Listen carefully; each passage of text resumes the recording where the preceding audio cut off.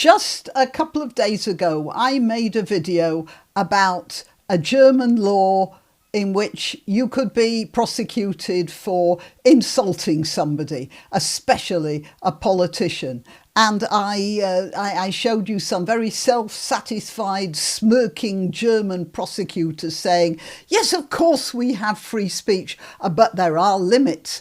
Oh, how we laughed. And now we have this. A grandmother spoken to by the police after criticising Labour politicians online. Oh, for goodness sake. Well, that's wiped the smile off my face. I'm Granniopteryx. I'm on YouTube, Rumble, BitChute and Minds.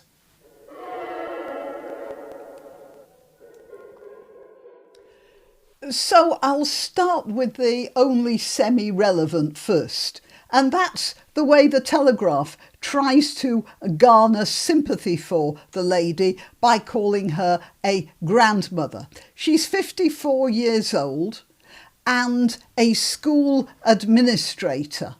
It's really, I think that the case is egregious, it's horrible, but I don't see why the Telegraph calls her the grandmother in an attempt to drum up more sympathy on her behalf. I mean, Ma Barker was 61 when she was shot by the FBI, and she wasn't a grandmother, but she was a mother. And, she was no angel, was she? However, grandmother was spoken to by police after criticising Labour politics. I mean, this guy here. Now, you know, they say it's a sign you're getting old when police look younger and younger. I mean that nose may be just distortion from a fisheye lens. So I'm not going to make fun of his nose or make any puns about nosiness or anything like that. No, that's way beneath me. But he does look about 14 years old. And when I used to have 14-year-old kids coming to me with excuses for why they hadn't done their homework, he looks like just one of those. OK, so it says here, a grandmother, no, a 54-year-old school administrator. A level-headed woman, and actually that's the important thing. If you imagine this grandmother being a sweet little old lady with the grey hair tied back in a bun who had to put her knitting aside to get out of her rocking chair to answer the door, that's not it. This woman was, and says somewhere further down in the article, how seriously frightened she was by this goon squad turning up on her doorstep.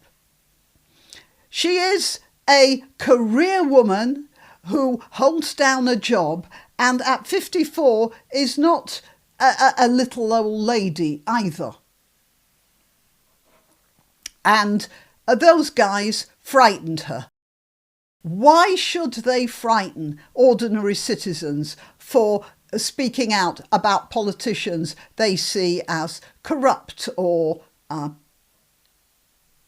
not suitable for the job they're in? This is,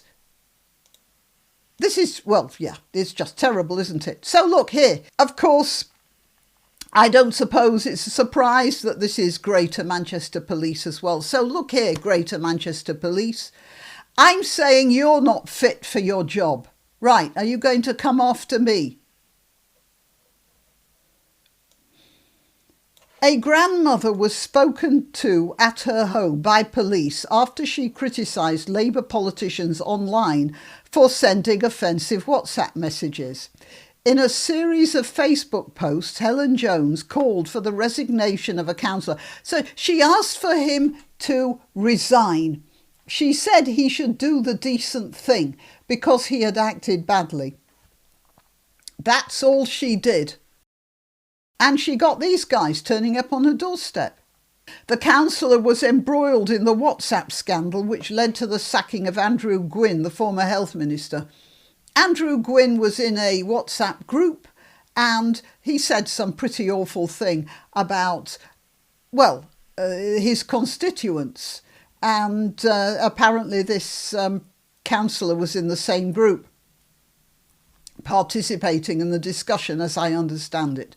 The 50-year-old school administrator, who was not accused of committing a crime, so, you just get the police turning up on your door saying, hello, hello, hello, sorry, I was being Yorkshire, said she was left feeling scared to post on social media following the unannounced visit by two officers on Tuesday. And that was the idea, wasn't it? You just send the goons round, they knock on the door, they're saying, well, you don't have a crime, but we've got our eye on you. And in the hope that the ordinary citizen will just shut up, stay quiet, and not make a fuss anymore about corruption, racism, misogyny and elder abuse in the Labour Party, which is rife in the Labour Party. We all know that. Oh, and anti-Semitism as well. And yes, and even, by the way, Islamophobia. No, the soft, the soft bigotry of low expectations. Labour Party, full of it.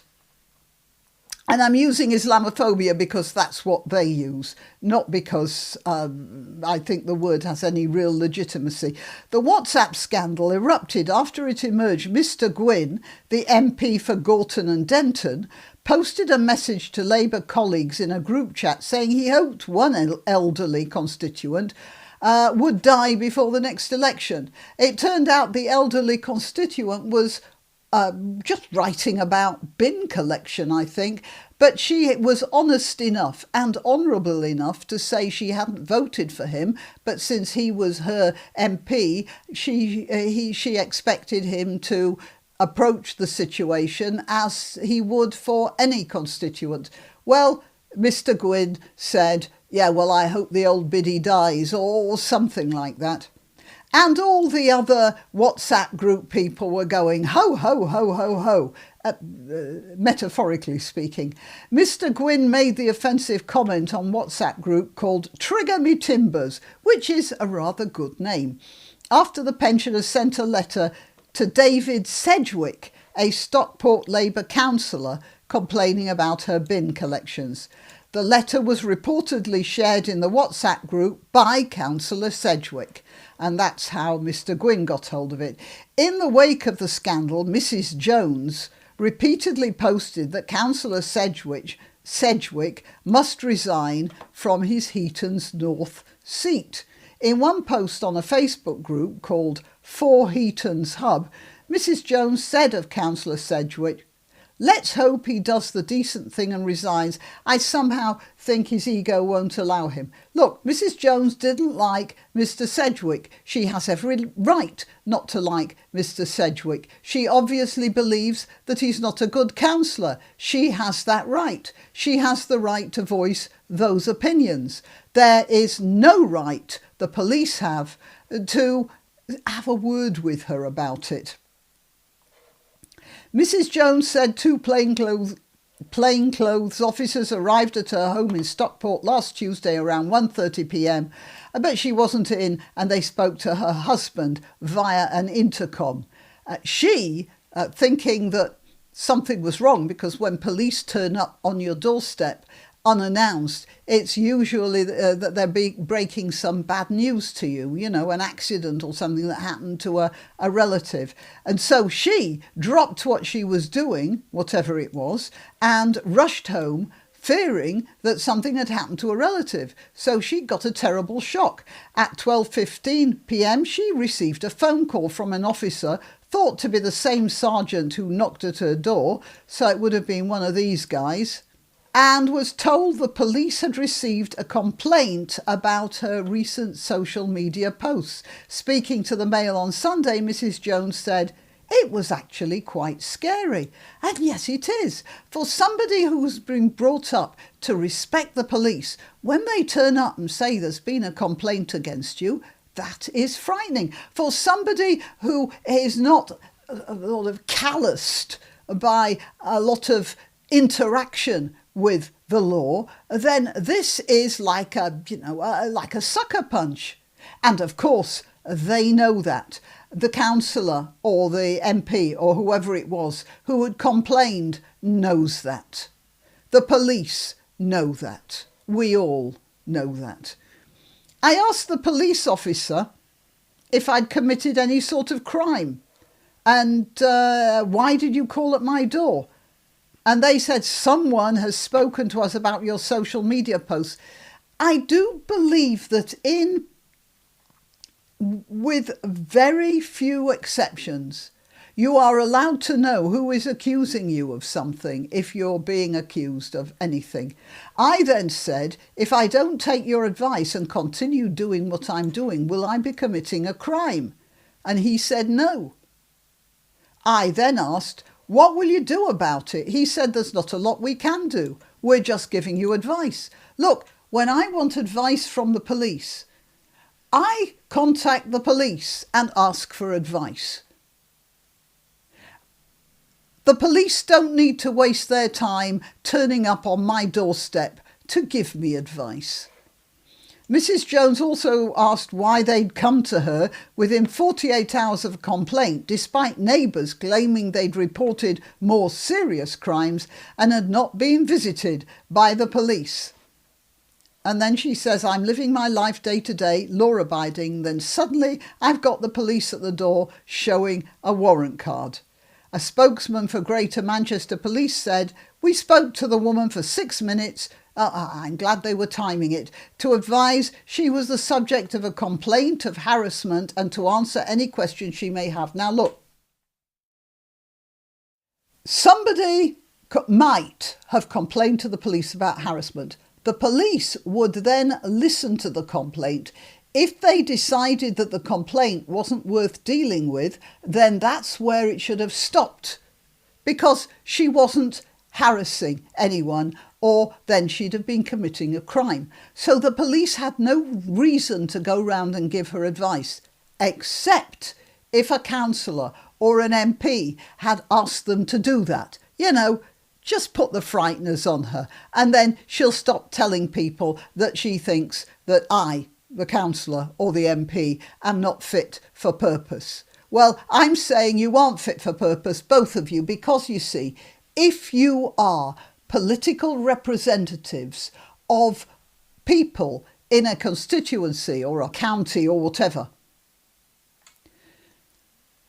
it is your job to uphold the law and make sure that this citizen is kept safe and she gets what the council or the constituency is supposed to give her, like freedom and bin collections or whatever.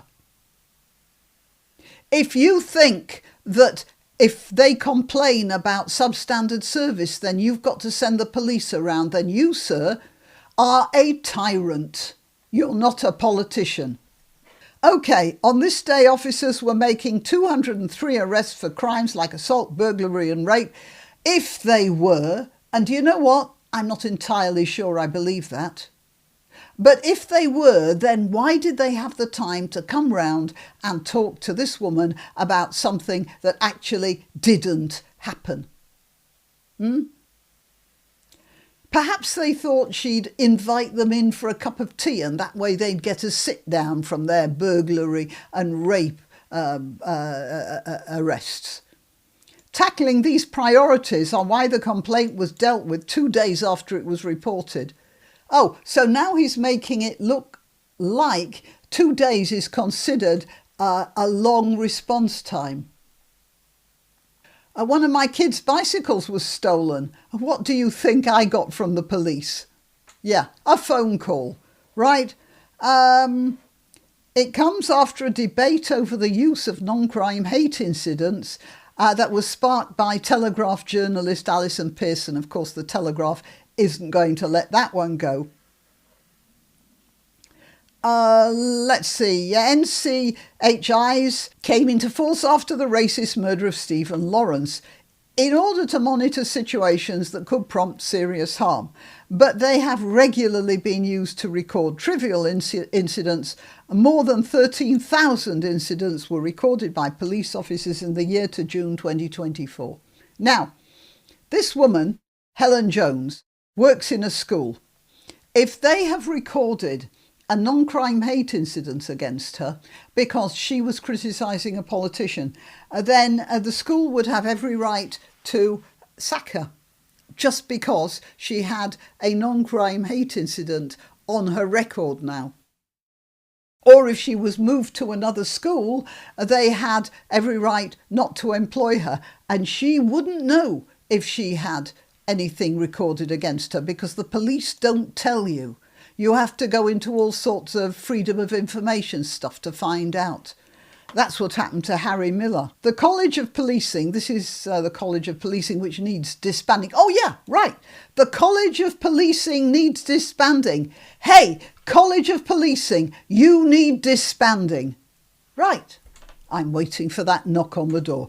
States that an NCHI in any incident is any incident where a crime has not been committed, but where it is perceived that the incident was motivated by hostility or prejudice. That means perceived. It means anyone can take offence. You could be the touchiest person in the world and you could take offence at somebody saying good morning to you, and then that somebody has a non-crime hate incident against their record. That's why the College of Policing and the non-crime hate incidents both need ditching. Get rid of them. They are causing so much damage to so many people, and they are not, neither the College of Policing nor this stupid idea about non-crime hate incidents are fit for any sort of purpose, and certainly not the purpose they say they're supposed to be fit for. Okay, till next time. You can help my channel by subscribing and clicking the notification bell. That's quite important. And by sharing if you're so inclined. Links to my other channels and to donation methods are in the description. But the best way you can help is simply by clicking like and notify. Thank you.